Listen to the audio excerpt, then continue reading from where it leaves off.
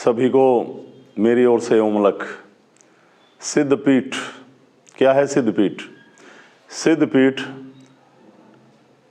जिस भी शक्ति के नाम से वो स्थान जिसमें शक्ति का वास हो, शक्ति साक्षात बैठती हो, अपना प्रभाव लोगों को महसूस कराती हो, जहाँ पे उस शक्ति का वास हो जिसके नाम से सिद्धपीठ है। तो ये शिव गोरक्ष सिद्ध शक्ति पीठ, जैसे मैंने बताया आपको कि 22 साल पहले मुझे गोरक्षनाथ जी का साक्षात्कार हुआ और गोरखनाथ जी की कृपा से बहुत सारी शक्तियों का साक्षात्कार हुआ और गोरखनाथ जी की कृपा से ही इस गोरक्ष सिद्ध शक्ति पीठ का निर्माण हुआ। और गोरखनाथ जी ने जन कल्याण हेतु हमें प्रेरित किया, आगे बढ़े। शुरू में ध्यान का सिस्टम शुरू हुआ, सभी शक्तियों का वास हुआ। ये जितनी भी शक्तियां हैं, इन्होंने अपने समय में तप साधना ध्यान कर इस प्रकृति में एक सकारात्मक ऊर्जा का निर्माण किया, जिससे हम अपना जीवन जी रहे हैं, चल रहे हैं, सोच रहे हैं, समझ रहे हैं। गोरक्षनाथ जी ने हमें ध्यान के अनेक मार्ग दिए, यज्ञ के, हवन के, और जन कल्याण हेतु अपना पूरा जीवन, यानी कि जब तक ये सशरीर लोगों में रहे। मतलब ये मेरी बात का ये मतलब नहीं है कहीं पे कि गोरक्षनाथ जी ने शरीर त्यागा, ना ना ना। ये तो अजर अमर इस प्रकृति के स्वामी, इस ब्रह्मांड के मालिक हैं। जैसे जैसे युग बदला, समय बदला, लोगों की नीयत बदली, लोग साधना से हटे, अपने सही कर्मों से पीछे हटते चले गए, तो गोरक्षनाथ जी अंतर ध्यान हो गए। गोरख, गोरख कोई नाम नहीं, मैं कई बार बता चुका हूं। गोरख एक उपाधि है जिसकी जड़ और चेतन का किसी को आज तक पार ना पाया, ज्ञान नहीं उसका। यानी कि इस प्रकृति की, चाहे वो नदी नाले हैं, चाहे वो वन हैं, घने वृक्ष हैं, ये भूमि है, ये आकाश है, ये अग्नि है, ये जल है, ये वायु है, इस सभी के ऊपर रिसर्च की, ध्यान के माध्यम से हमें इन तत्वों की कितनी जरूरत है। हाँ, एक इंसान श्वास के द्वारा अपने शरीर में इन तत्वों की कितनी एनर्जी ले ताकि वो स्वस्थ रहे, इस सिद्धि का गोरक्षनाथ जी ने निर्माण किया। अब गोरखनाथ जी के बारे में बहुत सारे लोग प्रवचन करते हैं, कोई कुछ बता रहा, कोई कुछ बता रहा, पर जैसे गोरक्षनाथ जी का साक्षात्कार हुआ, उन्होंने अंतर ध्यान का एक रास्ता दिया, बहुत ही इजी और सरल मार्ग। उस मार्ग पर चलते हुए मुझे अंदर से ये प्राप्ति होती रहती कि गोरख क्या हैं, हम किस पथ पर चलें, क्या चलें। बात जैसे मैं पहले कहता हूँ रही ग्रंथों की, पुराणों की, हमारे बड़े बड़े वेद शास्त्र, मैं उनको प्रणाम करता हूँ।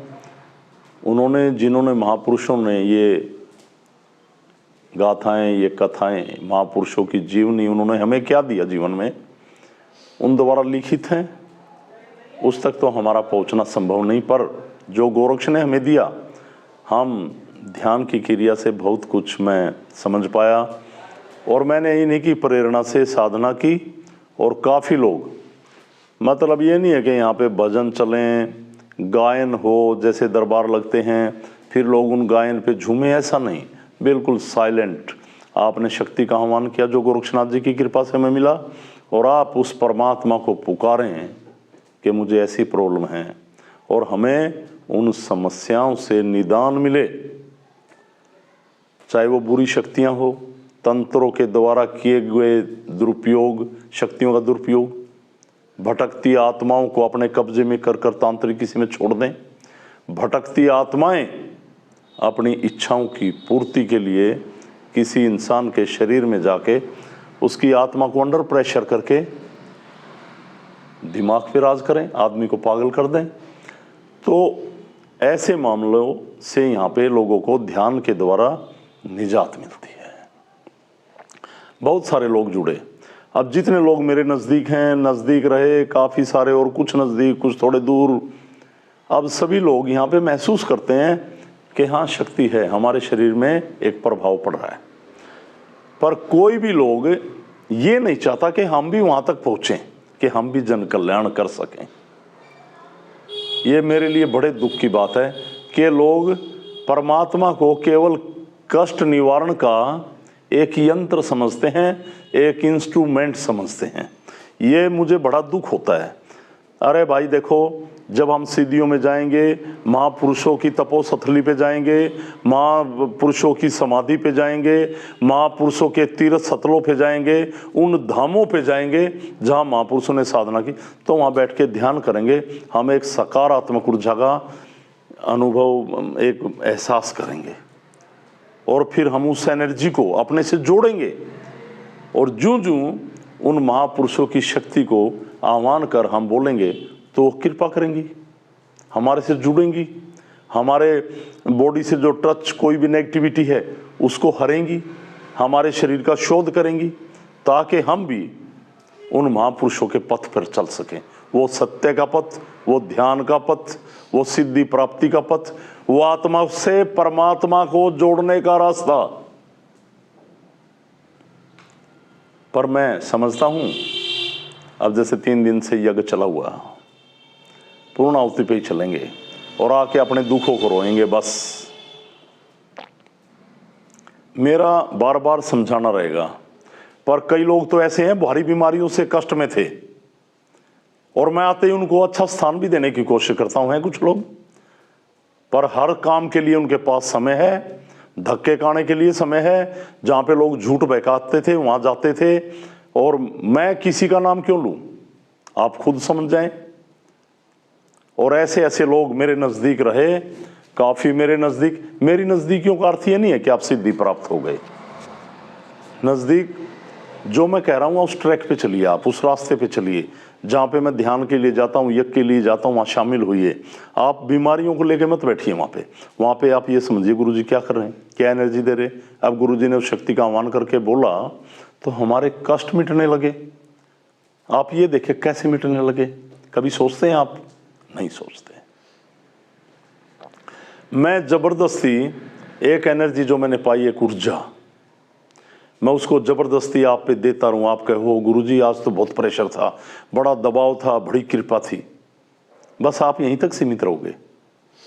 आप भी ऊर्जा दें लोगों को, एक सकारात्मक ऊर्जा, एक सकारात्मक ऊर्जा के मालिक बने आप भी,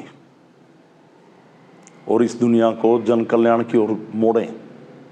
मैं कब तक जबरदस्ती आपको यूं करता रहूंगा, देखो शक्ति है, एनर्जी है, और आप खुश होते रहें बस। आप अपने अंदर भी उस परमात्मा का वास करें, इस सिद्धि को अपने अंदर उतारें। इस प्रभु गोरख की कृपा से चाहे कितनी शक्तियां मुझे मिल जाएं, मैं गोरखनाथ जी की शरण में बैठकर, मेरा तो श्वास, मेरी जान, मेरा दिमाग, मेरा दिल, मेरी आत्मा, सब कुछ गोरखनाथ जी हैं। मैं अपनी जिंदगी में कितनी भी शक्तियां प्राप्त कर लूं, पर सब इनकी कृपा से है। नाथ जी सुन रहे हैं आप, मेरे पास तो जो भी है आपकी कृपा से है। और मैं तो, जो लोग कम से कम नज़दीक रहे या रहते हैं, अब लोग कहते हैं आपने बुलाया हम आ गए, तो मुझे अच्छा नहीं लगता कि आपकी कोई आस्था नहीं, आपका कोई कर्तव्य नहीं, आपका कोई फर्ज नहीं, आप कहीं भी शक्तियों को लेकर समर्पित नहीं।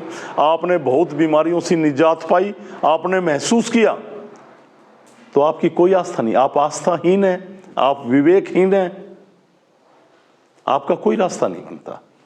गलत बात है भाई। कहीं पे आस्था दिखाइए, कहीं समर्पण तो दिखाओ मेरे भाई।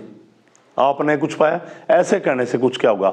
नहीं गुरुजी बहुत शक्ति है, बहुत कृपा है, बहुत कृपा है, बड़े धक्के खाए हैं। अरे धक्के खाए हैं तो अब दौड़ना छोड़ो, अब ठहरो। लोग तुम्हें दौड़ना, भागने के लिए प्रेरित करेंगे। मैं आपके लिए एक ठहराव की गति लेके आया हूं। आप ठहरिए, ठहरो। मैं आपको ये कह रहा हूं, ठहरो। लोग आपको दौड़ाएंगे, मैं ठहराव की गति दे रहा हूं आपको।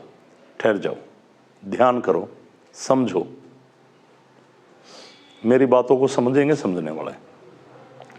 तो अभी परसों 14 तारीख को ये हम गोरक्षनाथ जी की जयंती मनाते हैं। तो इस पे ये यज्ञ होता है करीब 1.25 लाख आहुतियों का। हम तो कौन करने वाले हैं, एक इसके नाम पे चिराग रोशन करते हैं नाथ जी, है ना। एक दिया रोशन करते हैं कि ये लोगों के जीवन में रोशनी बिखेरते। आप कृपा जैसे जैसे की इसकी लो चल रही है, ऐसे ही 1.25 लाख परिवारों में रोशनी एक यज्ञ से तो हो हर बार। बहुत सारे भगवान शिव, माँ दुर्गा, जगत जननी, सब कृपा। ये वो आध्यात्मिक वैज्ञानिक जिन्होंने इस प्रकृति का सारा निचोड़ निकाला और हमें जीने की कला सिखाई। तो इस सिद्धि में जब आप जुड़ते हैं, भले दर्द लेके आए हैं, बीमारियां लेके आए हैं, जब आप महसूस करते हैं परमात्मा ने आपको विवेक दिया है, इंसान है आप, सोचने समझने की शक्ति, एक न्यायिक शक्ति, न्याय करने की, तो आप भाई किस रास्ते पे जा रहे हैं?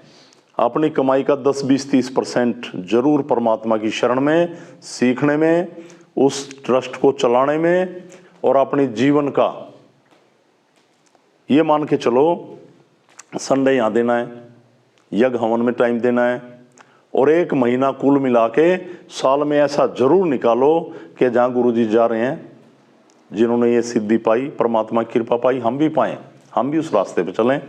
हम आज जी रहे हैं, हम कमा रहे हैं, फैक्ट्री चला रहे, दुकान चला रहे, नौकरी कर रहे, कोई व्यापार, बिजनेस, कुछ भी झूठ सच बोल के शाम को अपने बच्चों के लिए कमा के पहुँच रहे। ये जीवन चलाने के लिए है, ये कमाई, ये जो जीवन हम जी रहे हैं ना, ये चलाने के लिए मेरे भाई। इस जीवन के पार भी एक जीवन है। मैंने ये पहले एक वीडियो आपको डाली थी। जब ये स्वाद भरा जीवन खत्म होगा, इच्छाओं भरा जीवन खत्म होगा, ये सारे इंस्ट्रूमेंट जल जाएंगे जिनके लिए आप कमा रहे थे, वो आग लगा देंगे वहाँ पे। फिर जो आप हैं यानी कि आत्मा, जो आपने जीवन में सत्कर्म किए, सही कर्म किए, जन कल्याण के पथ पे चले, परमात्मा की साधना की, धर्म कर्म अच्छे किए, फिर वो काम आएगा। ये तो पता चलेगा। नहीं तो आपने देखा है ना, जो लोग स्थान पे जुड़े हैं, बड़े बड़े स्थानों पे जाते हैं, कि मरे हुए इंसानों की आत्माएं फिर दूसरे में क्या कर रही हैं भाई? जब कहते हैं ना सब खत्म, मरा तो खत्म, और ये सच्चाई है, आत्मा अपनी इच्छाओं की पूर्ति के लिए दूसरे शरीर में जाती है भटकती हुई। तो मैं आपसे एक ही पूछ रहा हूँ जो वीडियो देख रहे हैं, फिर वो ऐसे शरीर में क्या कर रही हो? मुक्तन क्यों नहीं हुई? क्योंकि कर्म बुरे थे, भटक रही थी उन इच्छाओं को लेके। शरीर त्यागने के बाद भी तड़पते रहे, हाँ अय्याशी, शराब खाऊं पीऊं, ऐसे ऐसे कामों की पूर्ति के लिए, कोई खाने के लिए। तो मेरा यही समझाना रहेगा, अपने बच्चों को अच्छा जीवन दे, कमाएं, अच्छा खिलाएं, पढ़ाएं, इसमें मैं मना नहीं कर रहा हूँ, पर बच्चों को भी यज्ञ हवन में शामिल करें। खाली यज्ञ में आहुति डालने से कुछ नहीं होगा। आप इस सिद्धि को समझें, इसकी गहराई में, इसकी नींव तक जाएं। ये है क्या? ये साधना है क्या? क्या है? हम आंख बंद कर दें ओम नमः शिवाय। क्या ओम नमः शिवाय भाई? कहीं अंदर से अटैचमेंट नहीं, अंदर विकारों से भरे हुए आप हैं? तो ऐसा नहीं, पहले समझना पड़ेगा, मानना पड़ेगा, फिर जानना पड़ेगा। अभी मैंने संदेश लिखा था ना, ये मंदिर मांगने की जगह नहीं, ये जागने की जगह है। यहाँ के जागिए आप सोए हुए हैं अंदर से, आंखें बड़ी कितनी खुली हों, पर अंदर से तो डेड, मरे हुए हैं। तो जागो, सिद्धि को आगे बढ़ाओ, प्रचार करो, लोगों को समझाओ। आपको परमात्मा की कृपा से एक बड़ा सरल मार्ग मिला है, इससे जुड़े रहें और अपने आप को गर्व से कहें कि हम सनातनी हैं। तो सभी को मेरी तरफ से ओमलक प्रणाम। सनातन धर्म की जय। जय शिव, जय गोरक्ष, जय सनातन। प्रणाम सभी को।